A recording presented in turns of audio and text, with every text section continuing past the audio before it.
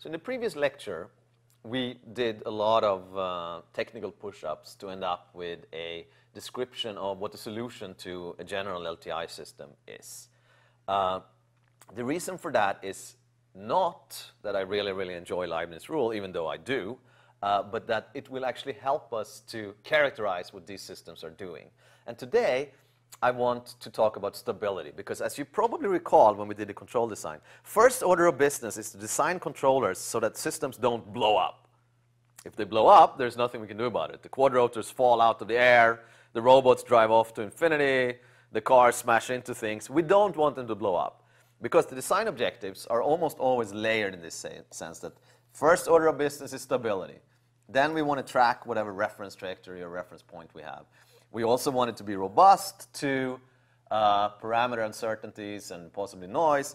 And then we can wrap other objectives around it, like you want to move as fast or quickly as you can, or use as little energy when you're moving, or things like this. But regardless of which, stability is always the first order of business.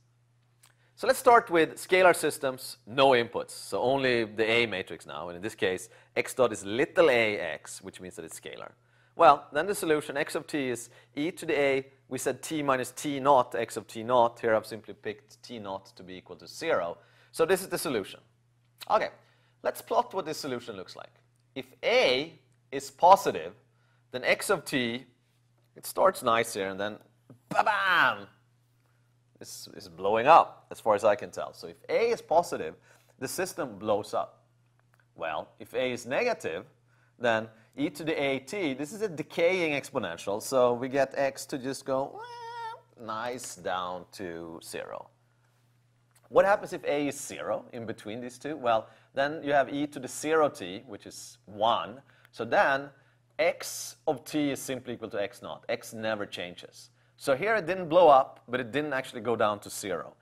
And in fact, what we have is really a situation where there are three possible things can happen. You blow up, you go down to 0, or you stay put. So let's talk about these three cases. The first case is what's called asymptotic stability. So the system is asymptotically stable if x goes to 0 for all initial conditions. So this fancy upside-down A is known as the universal quantifier. All we need to know is that when we see an upside-down A, the way we pronounce it is for all x naught. So asymptotic stability means that we go to 0, and almost always what we want to do is design our system so that x actually goes to 0 no matter where we start. That's asymptotic stability. And as you recall, in the scalar case, A strictly negative corresponds to asymptotic stability.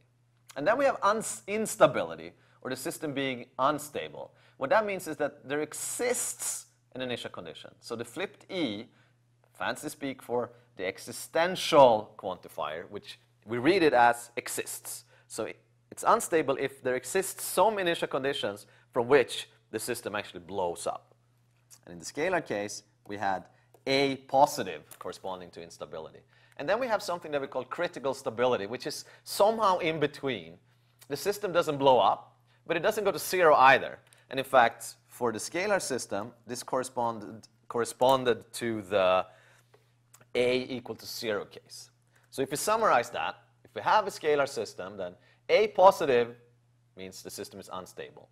A negative means the system is asymptotically stable, which is code for saying that the state goes to 0. And A0 means critically stable. OK, let's use this way of thinking now on the matrix case. X dot is AX, capital A. So this is now X is a vector, A is a matrix.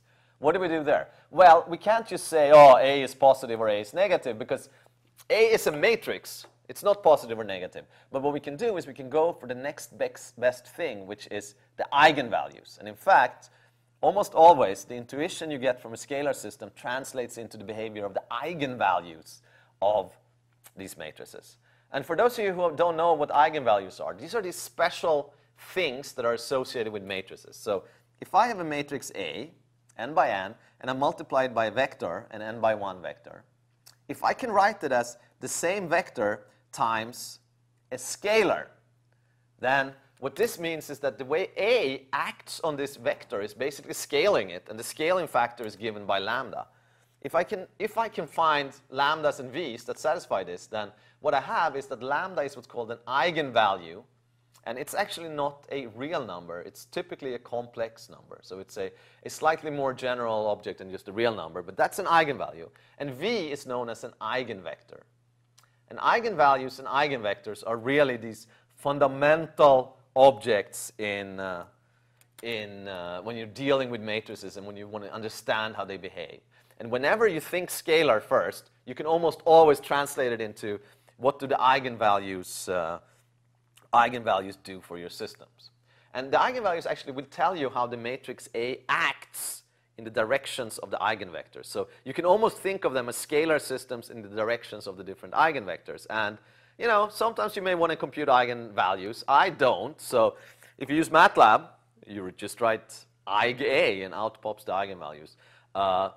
Whatever software you're comfortable with, you want to use C or Python or whatever, there is always a library that allows you to compute eigenvalues. And the command is typically something like eiga. So this would give you what the eigenvalues are given a particular matrix. Okay, let's see what this actually means. Let's take a simple example here. Here's my A system, 1, 0, 0, minus 1.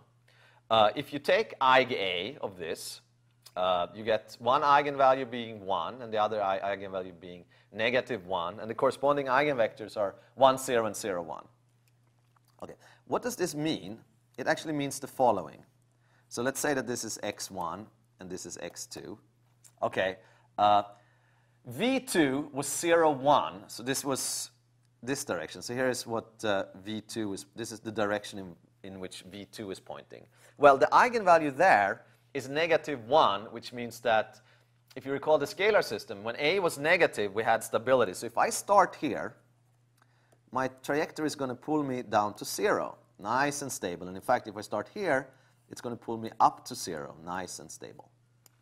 Right? So if I'm starting on the x2 axis, my system is well behaved. If I start on the x1 axis, I have lambda 1 being positive, which corresponds to little a being positive in the scalar case, which means that the system actually blows up.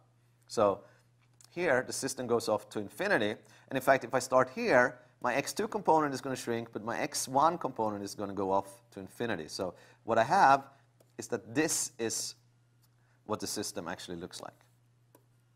So the eigenvectors in this case will tell me what happens along different dimensions of the system.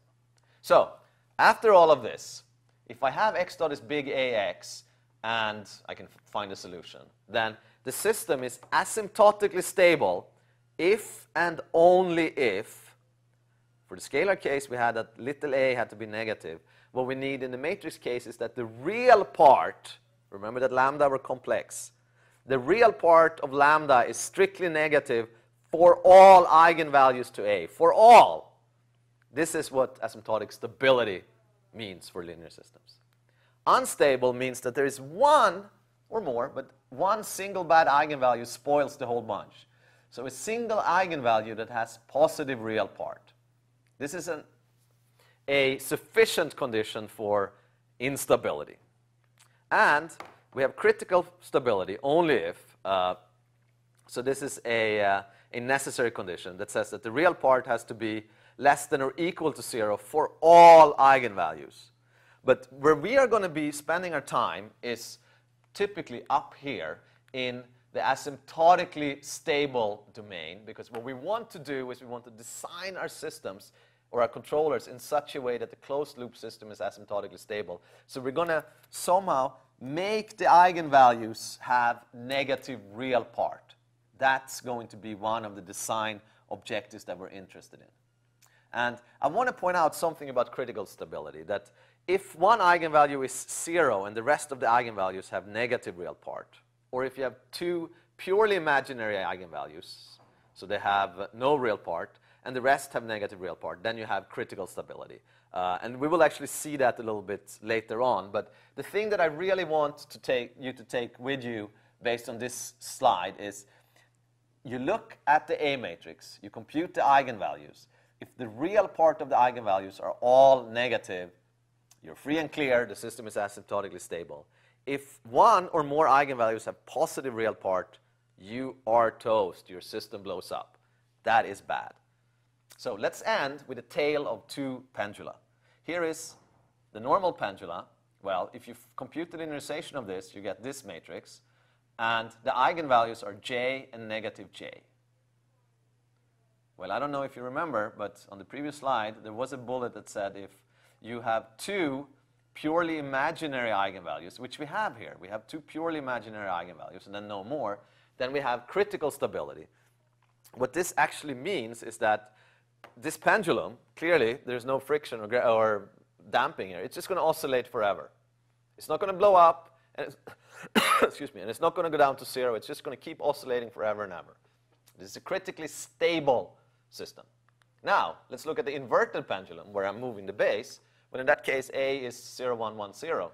We already know this thing is going to fall over, right? So if you compute the eigenvalues, you get one eigenvalue to be equal to -1 and one to be +1, which means that we have one rotten eigenvalue, this eigenvalue, that's going to spoil the system. So this is an unstable system. So now that we understand that eigenvalues really matter and they really influence the behavior of the system, let's see excuse me, how we can use this to our advantage when we do control design.